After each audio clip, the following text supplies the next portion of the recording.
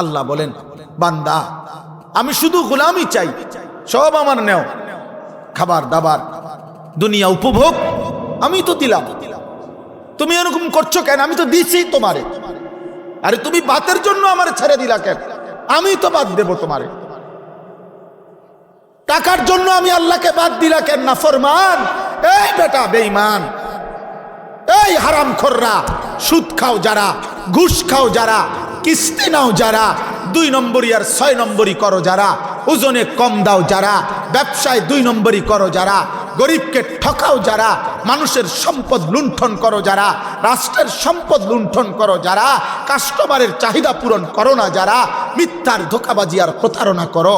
আরে হারামখোর, আল্লাহ তো বলছে আমি তোকে দিচ্ছি, তো তুই এরকম করতেছ কেন? বান্দা আমি তো দিচ্ছি বান্দা। আল্লাহ বলছে যুবক, আরে কিশোর, আরে যুবক, আমি তোর জন্য তো স্ত্রী বানাইছি, আমি তোর বিবি বানাইছি বেটা, তোকে দেব তো। আমি তোর জন্য একজন স্ত্রী দেব, তোর নারীর চাহিদা আমি পূরণ করে দেব, তোর লজ্জাস্থানের চাহিদা আমি পূরণ করে দেব, তোর মনের চাহিদা আমি পূরণ করে দেব। তো বান্দা ওয়েট, অপেক্ষা কর না বান্দা। তুই কেন নিজে কুত্তার মতো কেন পরের নারী দেখো? এই নওজোয়ান যারা প্রতিনিয়ত নারী দেখো, উলঙ্গ ছবি দেখো, তোর মাকে দেখোস? ওটা তোর মা। তোর মাকে যদি কেউ এমন দেখে, বল না নাফরমান, এই নাফরমান বল, তোর মাকে যদি এমন বিবস্ত্র কেউ দেখে,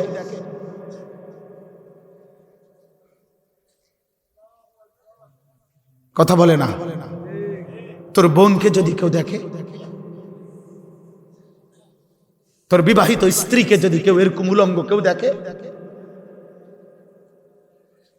তোর আপন ফুফুকে যদি কেউ এমন দেখে, তোমার খালাকে যদি কেউ এমন দেখে, তোমার গায়রতে লাগবে না? তোমার আত্মসম্মানে লাগবে না? মনে করলে এটা আমি সেটা কইছি না, এটা আল্লাহর নবী বলছে। নবীজি এক যুবককে এটা বলছে। যুবক জেনা করতে চাইছিল, নবীজির সামনে কইছিল অনুমতি চাই। আল্লাহর নবী তাকে এই 5টা কথা বলছে যে যুবক বলো তো, তোমার মায়ের সাথে কেউ জেনা করুক? বলছে না।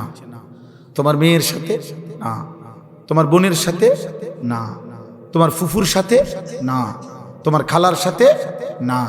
নবীজি বললেন তাহলে যুবক, অন্য মানুষও তো চাইবে না তার মায়ের সাথে কেউ জিনা করুক, তার মেয়ের সাথে কেউ জিনা, তার বোনের সাথে কেউ জিনা করুক।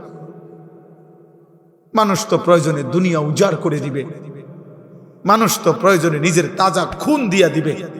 তুই আমার বোনের দিকে হাত দিলি কেন?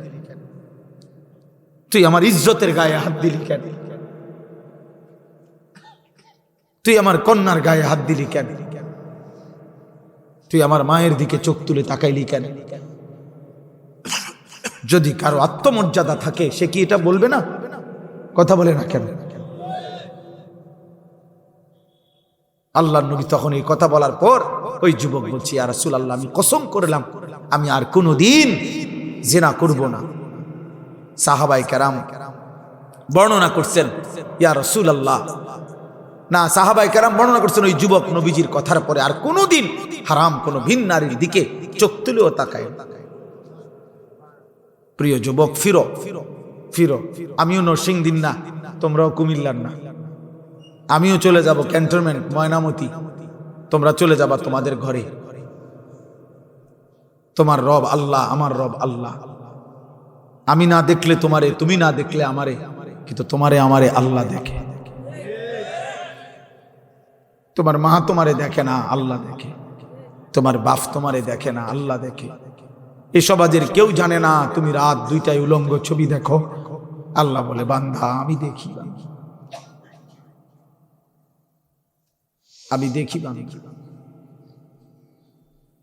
আমি দেখি বান্দা। আল্লাহ যেন ডাক দেয়, আনিস আমি না জেগে আছি, কি দেখছো? কি দেখছো? কোনো মা যদি এই মুহূর্তে সামনে আসে, কোনো বাবা যদি এই মুহূর্তে সামনে আসে, কোনো বড় ভাই যদি এই মুহূর্তে সামনে আসে, কি পরিমাণ লজ্জিত হবে এই যুবক। তো এই জায়গায় যদি কল্পনা করেন যে রব যদি ডাক দেয়, আনিস আমি আছি, আমি দেখতেছি, কেমন লজ্জা হবে। আমরা কিতাবে পড়ছি মুসা আলাইহিস সালাম যখন তুর পাহাড়ে গেছেন প্রথম, তো আল্লাহ ওনারে ডাক দিয়েছে, ইয়া মুসা, হে মুসা। তাফসীরের মধ্যে আছে পৃথিবীর ডাক একদিকে আসে, মানুষ বুঝে কেরে আমার ডান দিক থেকে ডাক দিল, মানে ওইদিকে তাকায়, অথবা সে বুঝে খেয়াল করে যে কিরে আমার মনে হয় এদিক থেকে কেউ ডাক দিল। তো পৃথিবীর ডাক কোন দিক থেকে আসে? যে কোনো এক দিক থেকে আসে। কিন্তু মুসা আলাইহিস সালামকে এই ডাক, হে মুসা, এই ডাক একই সাথে সামনে পিছনে ডানে বামে উপরে নিচে। তাফসীরে আছে মুসা আলাইহিস সালামের শরীরের মধ্যে যতগুলো পশম ছিল প্রতিটা পশমের গোড়া থেকে থেকে একসাথে এই আওয়াজ আসছে, ইয়া মুসা।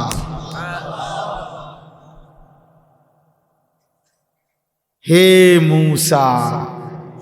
একাকী মানুষ তুর পাহাড়ে অন্ধকার রাতে কনকনে ঠান্ডা, সাথে কেউ নাই, এই সময়ে ডাক দিছে। মুসা তো মুসাই, মুসা আলাইহিস সালাম বেড়া ছিল। তাফসীরে আছে মুসা নবী স্টিল দাঁড়ানো থেকে বলছে ভিতর থেকে, আপনি কে? আল্লাহ তখন নিজে পরিচয় দিছে, ইন্নানি আনাল্লাহ। মুসা আমি আল্লাহ। রব্বুল আলামিন বললেন মুসা আমি আল্লাহ। তাইলে বলেন আল্লাহ যদি আমারে ডাক দেয় আনিস, কেমনে পারলা আমার সামনে? আমি তো উপস্থিত। সারাটা রাত একটা সেজদা না দিয়ে কেমনে পারলা নারী দেখে ছবি দেখে শেষ করে দিতা?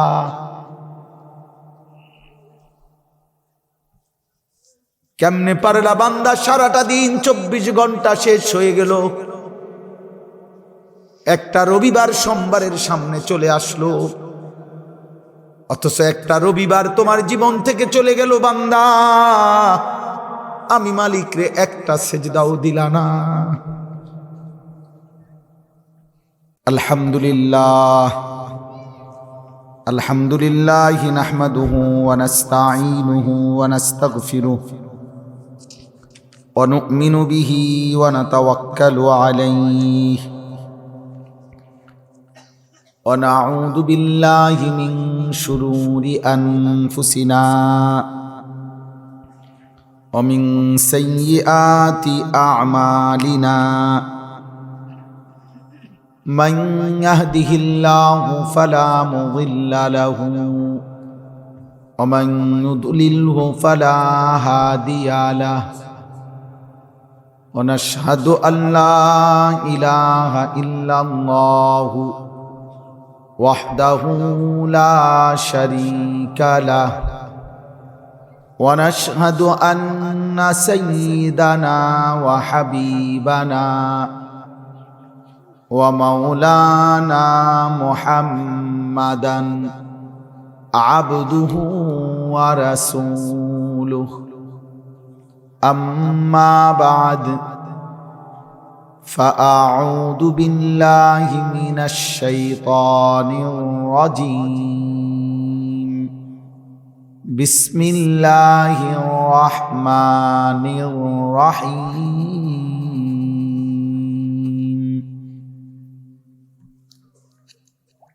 وقضى ربك ألا تعبدوا إلا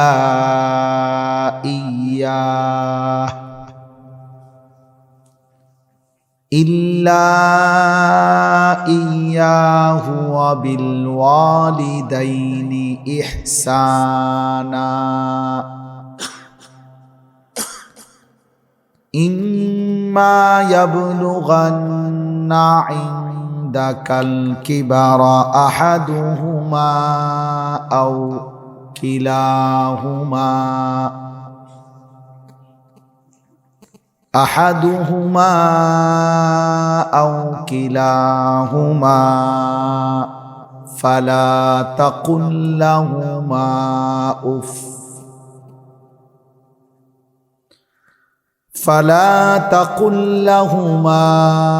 أف ولا تنهرهما وقل لهما قولا كريما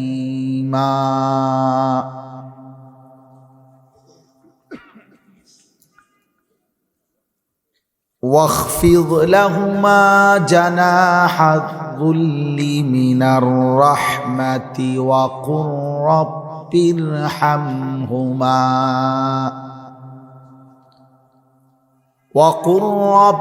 ارحمهما كما ربياني صغيرا ربكم أعلم بما في نفوسكم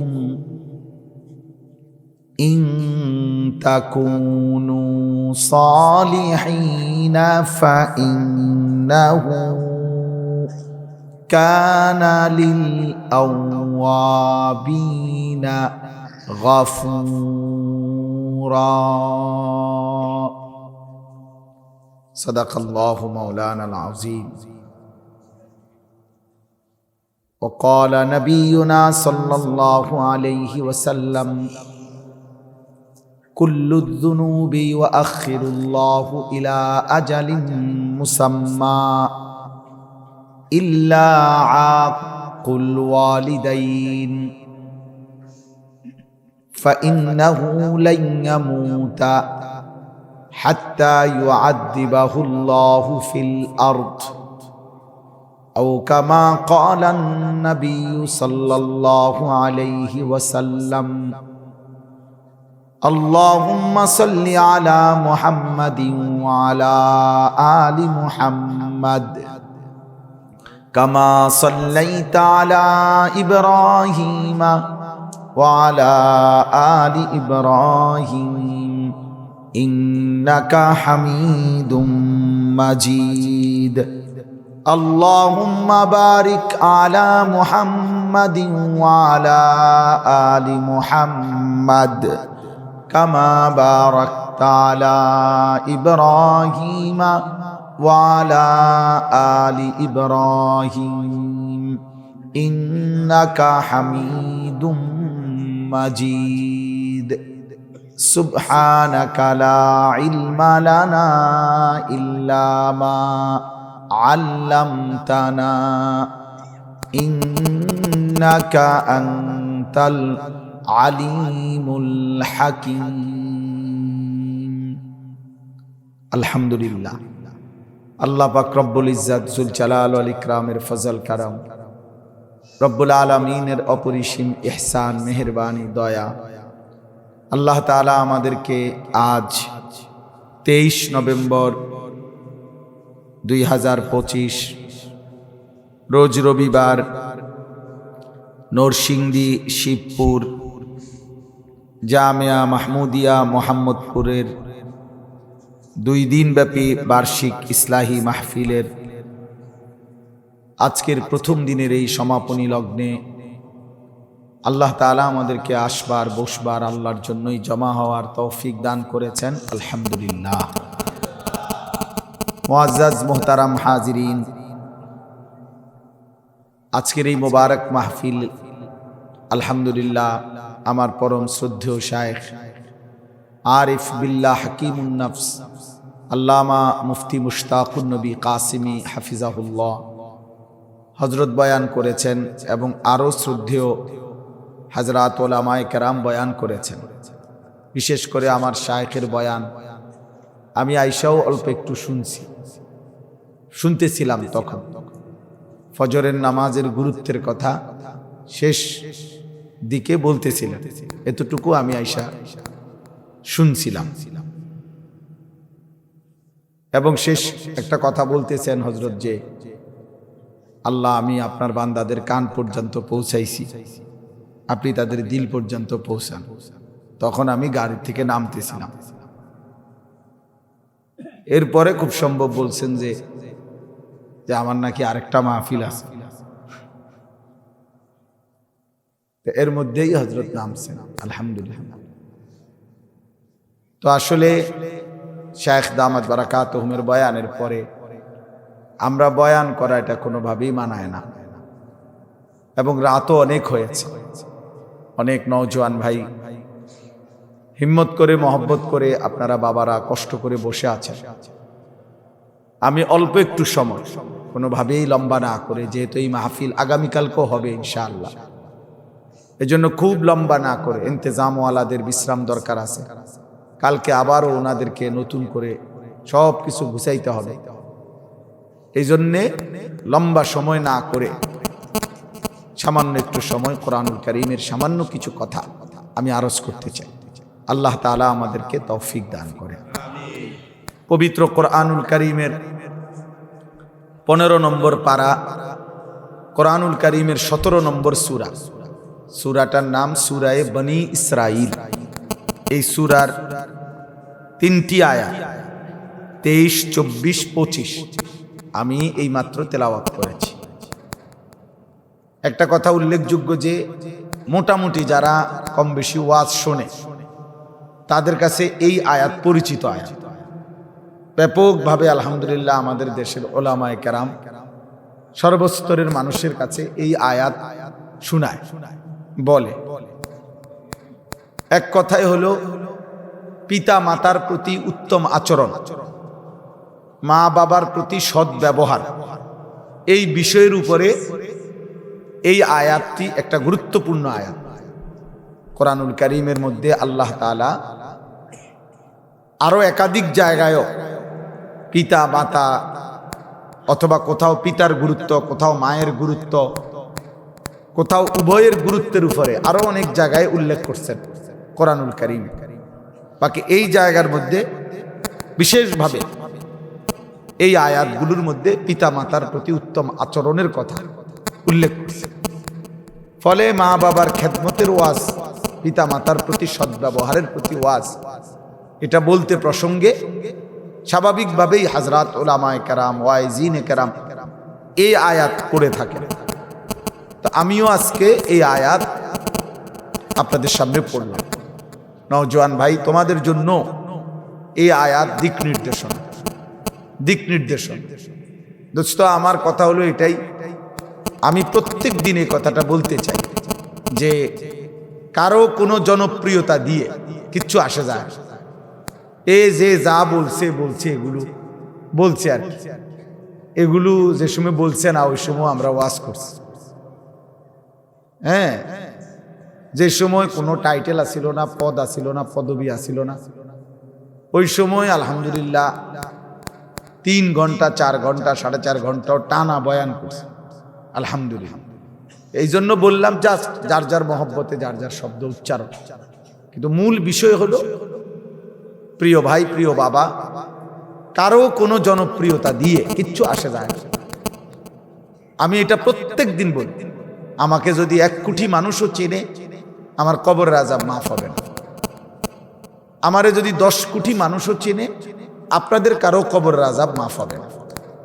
অতএব প্রত্যেকের কাছে প্রিয় ভাই, নওজোয়ান, বয়স্ক বাবা, আমাদের প্রথম দায়িত্ব হলো, আমাদের প্রথম জিম্মাদারি হলো আমরা প্রত্যেকে আলাদা আলাদাভাবে এককভাবে নিজের দিকে শতভাগ নজর দেওয়া। আমার ঈমানের কি খবর, আমার আমলের কি খবর, আমার আখিরাতের কি খবর, আমার ঈমানের হালাত কি, ঈমানের মধ্যে মজবুতি কেমন, আমার ঈমান কুফর থেকে মুক্ত কিনা, শিরিক থেকে মুক্ত কিনা, নিফাক থেকে মুক্ত কিনা, আমার আমলের হালাত কি। অর্থাৎ আমার আমলের মধ্যে 2 জিনিস, এক হলো সুন্নাত মোতাবেক কতটুকু, বিদআত মিশ্রিত কতটুকু। 2 হলো আমার এই আমলের মধ্যে হালাল কদ্দুর, হারাম কদ্দুর, এটা খেয়াল রাখা, নজর রাখা, হিসাব করা, ফিকির করা। আর 3 নাম্বার হলো আখিরাত। আমাকে ইচ্ছায় হোক অনিচ্ছায় হোক